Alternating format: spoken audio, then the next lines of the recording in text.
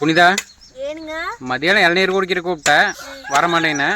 இப்போ பார்த்தா சொரிக்காயெல்லாம் வெட்டி வெட்டி குடிச்சிட்டு இருக்கிறேன். நல்ல காயெல்லாம் விற்று போட்டு. நல்ல காய் 40 ரூபாய்ங்க. அதையும் குடிச்சிட்டேன்னுன்றது. அதனால தான் அவையெல்லாம் எடுத்துகிட்டு போனதுக்கப்புறம் இந்த சொரிக்காய் எப்படி இருந்தாலும் வீசிட்டு போயிடுவாங்க.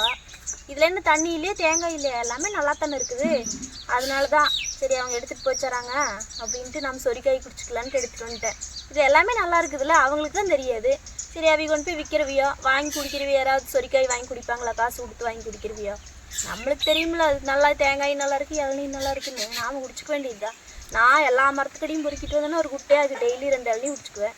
சரி எப்படியே டெய்லியும் 80 ரூபாய் மிச்சம் பண்ணிட்டு இருக்கிற அப்படி தானே? ஆமாம், அது இப்போ மட்டும் இல்லைங்க, இந்த 15 வருஷமா அப்படி தான் குடிச்சிட்ருக்கிறேன். இப்போ தான் இளநீ 40 ரூபா 50 ரூபாய்க்கு போகுது. அப்போல்லாம் 10 ரூபா 15 ரூபாய்க்கு தான் போகுது. அப்போவே நான் நிதி தான் குடிப்பேன். இப்போ 50 ரூபாய்க்கு போகல நான் நிதி அதை குடிப்பேனா? சரி மிச்சம் தான் விடு.